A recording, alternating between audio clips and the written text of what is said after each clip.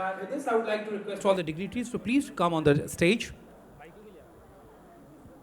Director sir, please accompany Shri Deepak Kumar Singh ji and Professor R.K. Singh.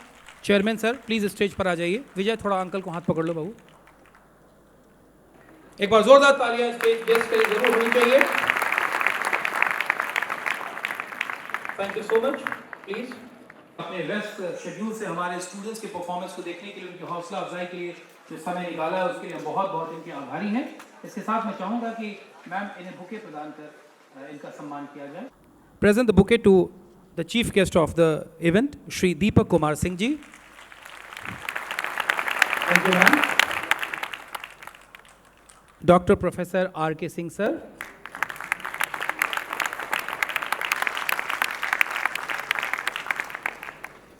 और chairman sir को भी प्रदान किया जाए ma'am. Thank you so much.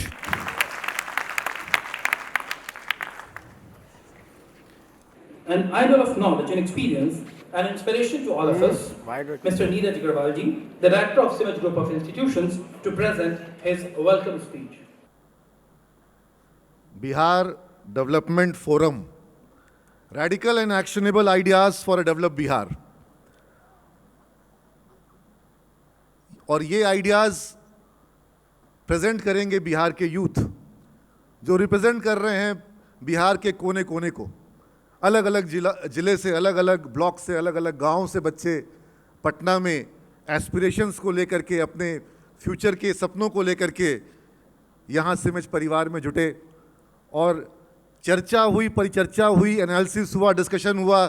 बच्चों ने कई तरह के सुझाव मुझे भेजे और मैंने सोचा क्यों नहीं बच्चों की इन बातों को उनके समक्ष रखें, उन लोगों के समक्ष रखें जो ना सिर्फ आप सबके भविष्य को लेकर के दिन रात क्रियाशील रहते हैं, बल्कि जो लोग पूरे बिहार के भविष्य को लेकर के, पूरे बिहार की व्यवस्थाओं को लेकर के, उच्च शिक्षा को लेकर के, शिक्षा को लेकर के, उद्योग को लेकर के, अलग अलग प्रकल्पों के माध्यम से जो लोग बिहार को आगे बढ़ाने में, बिहार को और बेहतर बनाने में अपनी भूमिका निभा रहे हैं.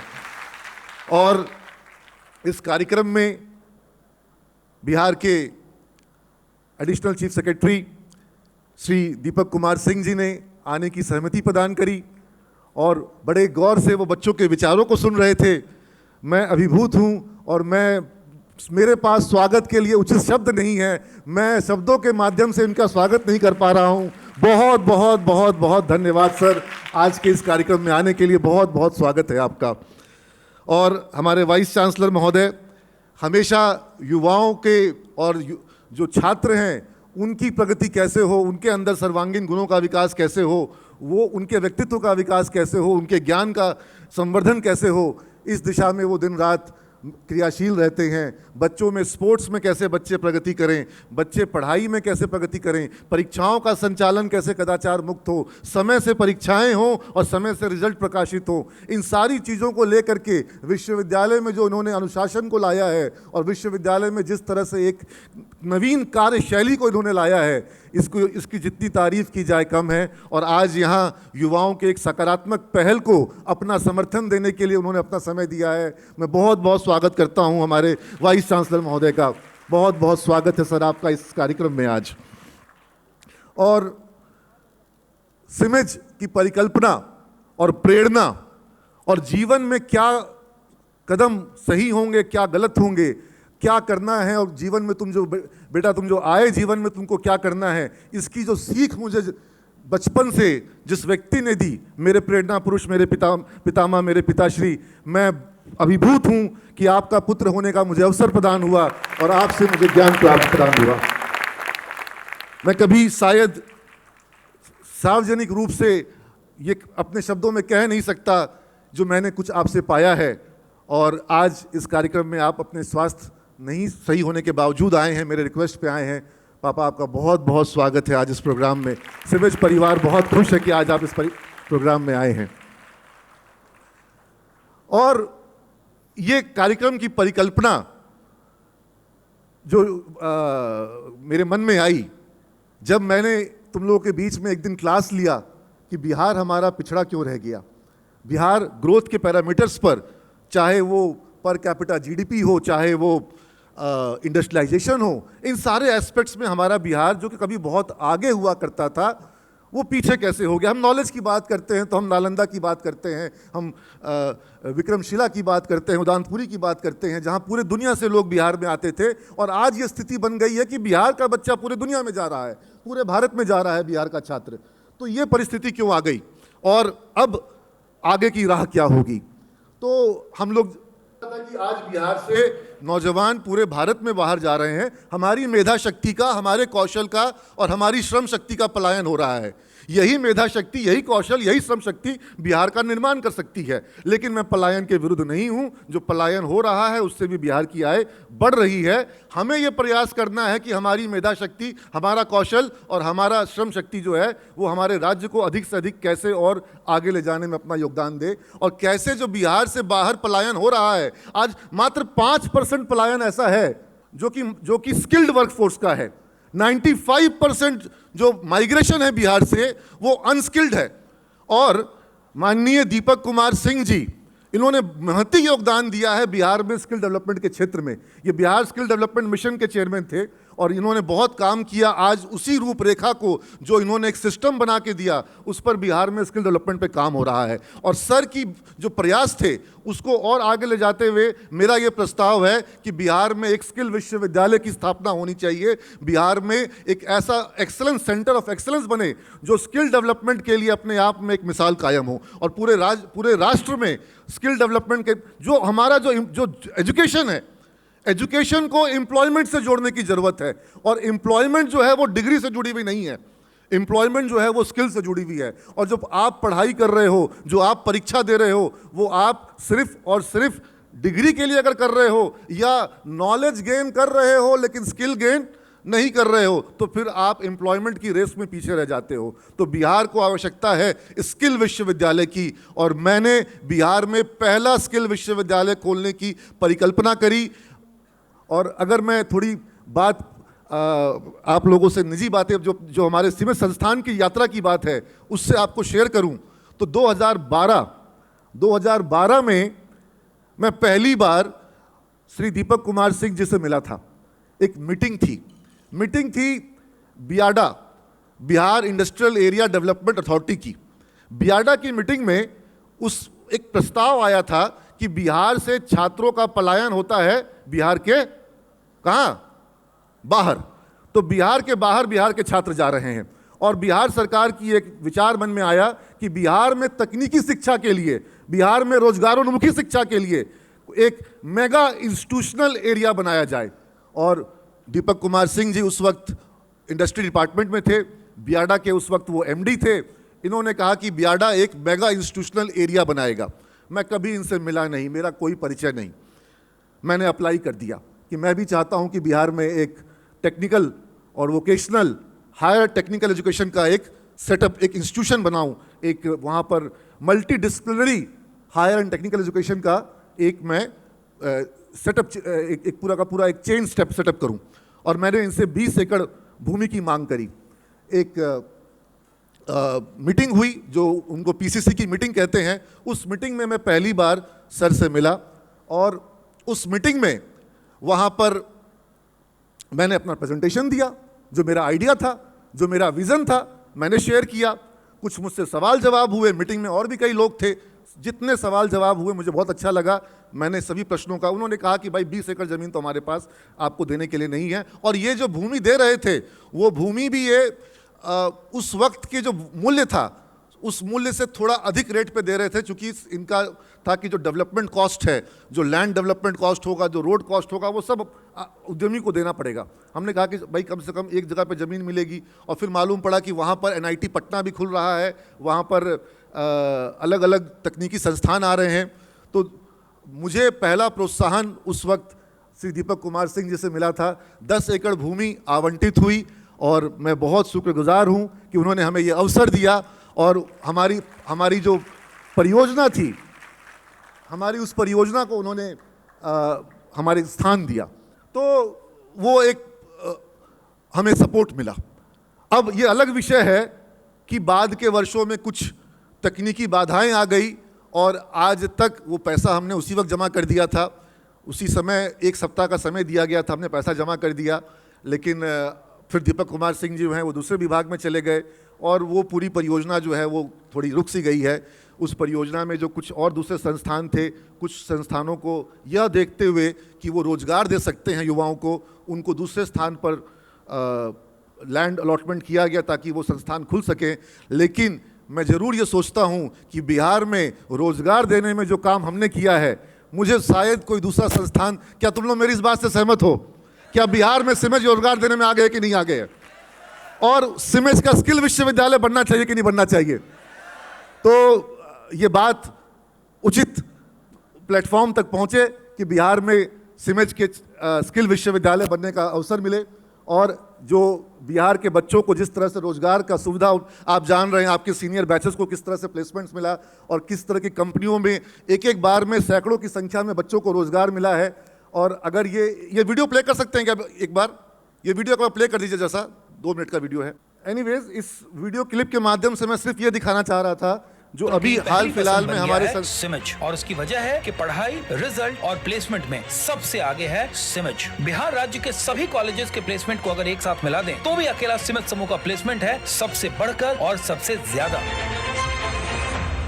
अभी हाल में ही हुए आईसीआईसीआई बैंक के प्लेसमेंट ड्राइव की बात करें तो इस 2 दिवसीय प्लेसमेंट ड्राइव में सिमेज समूह से 259 छात्रों को जॉब मिला है। देखिए, नजारा मैं आपको दिखाता हूं, जो नजारा बिहार में सिर्फ सिमेज में दिखाना पॉसिबल है कि जितने बच्चों को जॉब मिला है उसको पूरा हॉल भर गया है। आप ग्रुप फोटोग्राफ नहीं कर सकते हैं। मैं कहाँ ग्रुप फोटोग्राफ करूँ बच्चों का, क्योंकि इनको किसी जगह खड़ा करेंगे तो सबका फोटोग्राफ आ ही नहीं पाएगा। पूरा हॉल भर के बच्चों का प्लेसमेंट ये सिर्फ सिमेज में ही पॉसिबल है। तो पीछे खड़े हैं।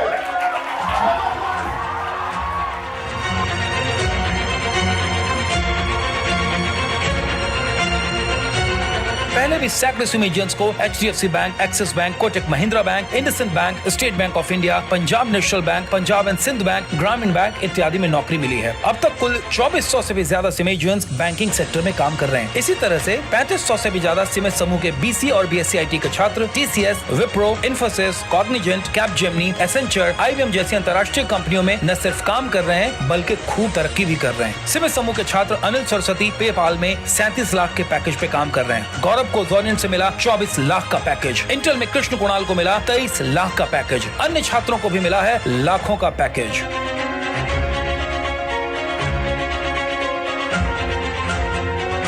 अगर पढ़ाई और रिजल्ट की बात करें तो उसमें भी सिमेज समूह के छात्रों ने गाड़े हैं सफलता के झंडे। साल दर साल हर साल सिमेज के ही छात्र होते रहे हैं विश्वविद्यालय टॉपर और पाते रहे हैं गोल्ड मेडल माननीय राज्यपाल महोदय के हाथों से। वर्ष 2020, 2019, 2018, 2017, 2016 हर साल सिमेज के ही छात्रों को मिलता रहा है गोल्ड मेडल यानी स्वर्ण पदक। सिमेज समूह के छात्रों की इस अद्भुत सफलता के पीछे कारण है सिमेज समूह की पढ़ाई, अनुशासन और हर एक विश्वविद्यालय कोर्स के साथ कराए जाने वाले कुछ स्पेशल कोर्स। जहां सिमेज समूह में सोमवार से शनिवार तक रोज 5 से 7 घंटे की पढ़ाई होती है, वहीं हर एक कोर्स के साथ कुछ एड ऑन कोर्सेज भी कराए जाते हैं। ये सभी एड ऑन कोर्सेज इंडस्ट्री की वर्तमान और भविष्य की जरूरतों के अनुसार बनाए गए हैं और ये एड ऑन कोर्स हमारे छात्रों को रखते हैं इंडस्ट्री की जरूरतों के अनुसार हमेशा तैयार और उन्हें रखते हैं सबसे आगे। और यही तो वजह है कि आज राज्य में सिमेज के बराबर कोई नहीं, कोई हाथ पकड़ने वाला नहीं। सिमेज में 20 तो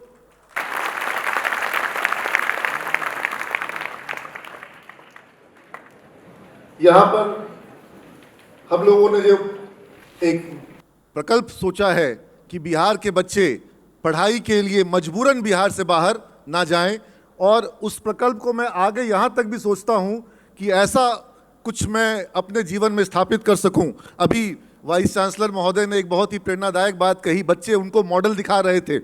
बिहार के एक स्मार्ट विलेज का बच्चियों ने कुछ मॉडल बनाया और वो सर को दिखा रहे थे। सर ने एक बहुत ही एक टेक्निकल एक लॉजिकल प्रश्न पूछा कि भाई ये तुमने मॉडल दिखाया इसका, लेकिन फंडिंग कहाँ से होगा? क्योंकि सरकार के पास इरादे बहुत हैं, नेक नीति है कि हम चाहते हैं कि काम हो, लेकिन ऑब्वियसली उसके लिए वित्त का संसाधन की व्यवस्था कैसे होगी? तो सर ने कहा कि आपके सर को बोलिए कि एक गांव को गोद ले ले। मैं कहता हूं सर को कि एक गांव को नहीं, मैं पूरा बिहार को गोद लेना चाहता हूं। ईश्वर मुझे वो सामर्थ्य दे, वो शक्ति दे कि मैं बिहार के युवाओं को उनके मंजिल तक पहुंचा सकूं।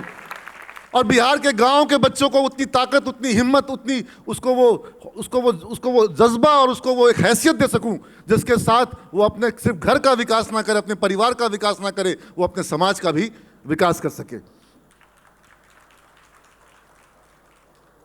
और अब मैं दिखाना चाहूंगा सर को कि मैंने जो सोचा कि बिहार के छात्रों को बाहर जाना ना पड़े, बल्कि मेरी सोच उससे एक कदम आगे है कि बिहार के बाहर के छात्र भी बिहार में पढ़ने के लिए आए। ये ज्ञान की भूमि जहां पहले भी पूरे विश्व से छात्र पढ़ने को बिहार के बाहर से आते थे, और इस सरकार में रोजगार को प्रमुख मुद्दा माना गया कि बिहार में युवाओं को रोजगार देना भी सबसे बड़ी प्राथमिकता है। और मैंने ये संकल्प लिया कि बिहार में अगले 5 सालों में कम से कम 1 लाख नौजवानों को अपने माध्यम से, अपने प्रकल्प के माध्यम से रोजगार से सीधा जोड़ूंगा। उनको वो रोजगार दिलाऊंगा जिस रोजगार के साथ न सिर्फ उनका भविष्य जो है सुरक्षित हो, बल्कि उनके पूरे परिवार का भविष्य सुरक्षित हो। और जब ये 1 लाख लोग रोजगार के साथ अपने घर परिवार में तरक्की लाएंगे तो हमारा बिहार भी आगे बढ़ेगा। और इसके लिए बिहार में सीमेज स्किल एंड एंटरप्रेन्योरशिप यूनिवर्सिटी, ना सिर्फ स्किल बल्कि एंटरप्रेन्योरशिप, उद्यमिता को बढ़ावा देने की आवश्यकता है। और जब तक उद्यमी बिहार नहीं बनेगा, बिहार आगे नहीं बढ़ेगा। बिहार के नौजवानों को, जिनके अंदर क्षमता है, कौशल है, बुद्धि है, उनको रिस्क लेने के लिए, उनको अपने जीवन में कुछ बड़ा करने के लिए प्रेरित करना होगा। और मुझे लगता है कि सीमेज में ऐसे अनेक नौजवान हैं जो अपना खुद का उद्यम स्थापित करना चाहते हैं। तो ऐसे सभी नौजवान जो अपना उद्यम स्थापित करना चाहते हैं, एंटरप्रेन्योरशिप के सेक्टर में आना चाहते हैं, कोई स्टार्टअप शुरू करना चाहते हैं, जॉब सीकर के बजाय जॉब प्रोवाइडर बनना चाहते हैं, उन लोगों को, उन छात्रों को मैं तैयार कर सकूं, उनको सारी सुविधाएं दे सकूं, प्रशिक्षण दे सकूं, और उनको कैपिटल की जो सुविधा है, वेंचर कैपिटलिस्ट के साथ, एंजल इन्वेस्टर्स के साथ, जो बड़े बड़े जो पीई फंड हैं, उनके साथ जोड़ सकूं। इसके लिए एक स्टार्टअप इंक्यूबेशन सेंटर मैं बनाना चाहता हूं। और उस स्टार्टअप इंक्यूबेशन सेंटर के साथ में एक आईटी पार्क, और ये वो विजन है, ये वो एक जो हमारा, जो आप लोग सब बच्चे देख रहे हो, आप में से कितने छात्र हैं जो पाटलिपुत्रा ब्रांच में पढ़ रहे हैं? पाटलिपुत्रा ब्रांच में, तो आप लोगों ने पाटलिपुत्रा ब्रांच में जो सीमेज का जो नया भवन बन रहा है, देखा है कि नहीं देखा है? अगर उस भवन में हम एक स्टार्टअप इंक्यूबेशन सेंटर, यही भवन बन रहा है वो, तुम लोग को वो तस्वीर में दिखाऊं, और अगर इस भवन में एक स्टार्टअप इंक्यूबेशन सेंटर भी हो तो क्या तुम लोगों के लिए ज्यादा अच्छा नहीं रहेगा?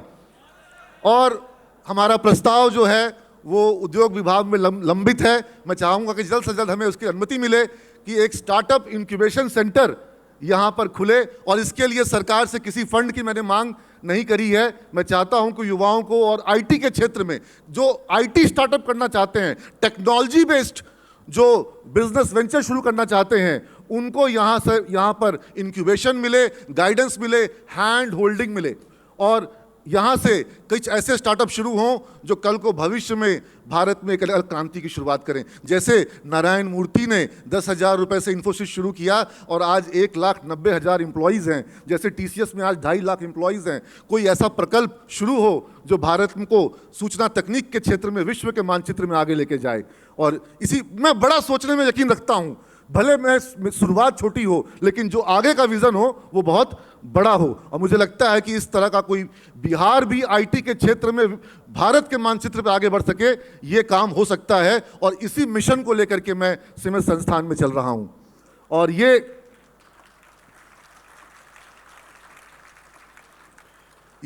सीमेज स्किल विश्वविद्यालय की, चूंकि बीटा में जो जमीन हमने खरीदी, वो जमीन अभी तक हमें हस्तांतरित भौतिक रूप से नहीं हो पाई है, पेपर पे हस्तांतरित हुई है। हमने एक बैंक ऑक्शन से ये प्लॉट लिया पटना बाईपास रोड में, और यहाँ हम बनाना चाह रहे हैं स्किल विश्वविद्यालय का जो पटना केंद्र होगा। और ये चूंकि पटना सिटी में है और मैं पटना सिटी में पैदा हुआ, तो मैंने इस केंद्र का नाम रखा है गुरु Govind Singh centre of excellence.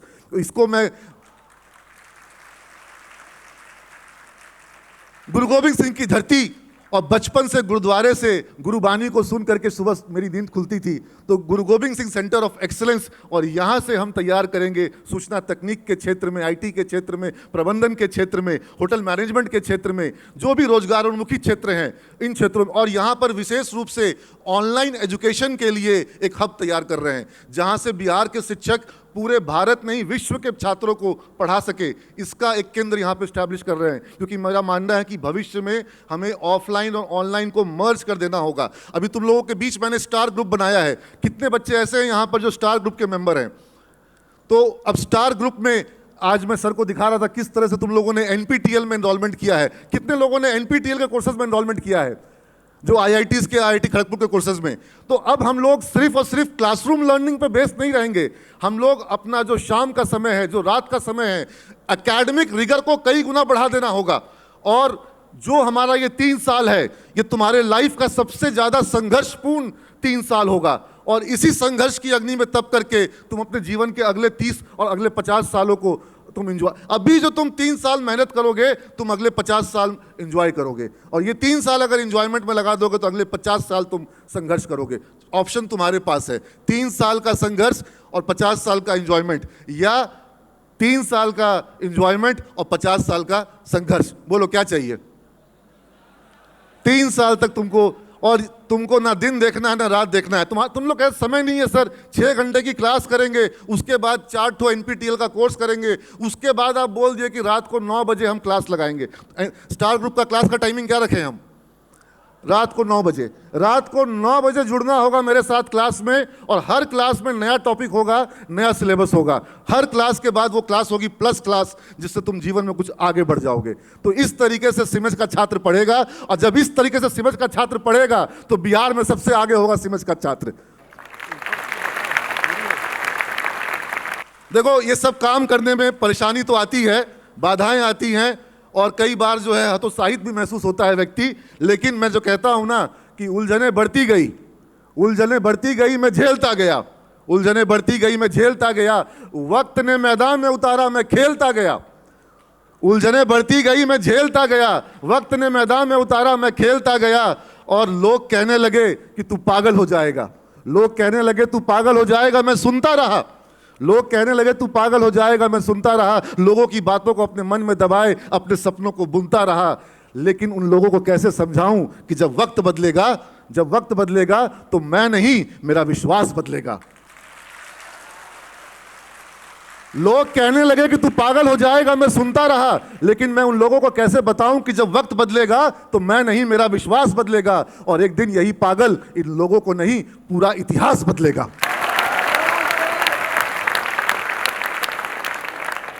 कुछ पाने के लिए कुछ करना पड़ता है।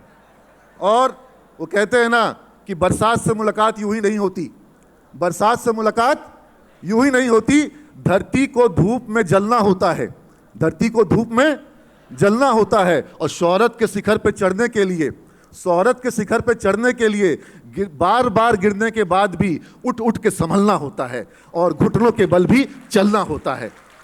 बार बार गिर के संभलना होता है और घुटनों के बल भी चलना होता है। तो आपको लगातार प्रयास करना होगा। आप सोचोगे कि दौड़ के मंजिल तक पहुंच जाएं, ये संभव नहीं है।